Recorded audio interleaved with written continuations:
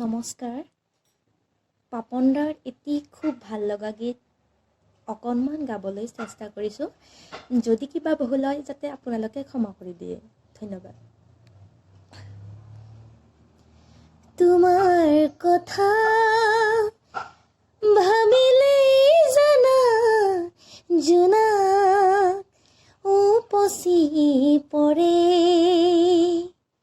বুকুৰ সিপাৰে এহেজাৰ গোলাপী ৰঙা ৰঙা কলি মেলে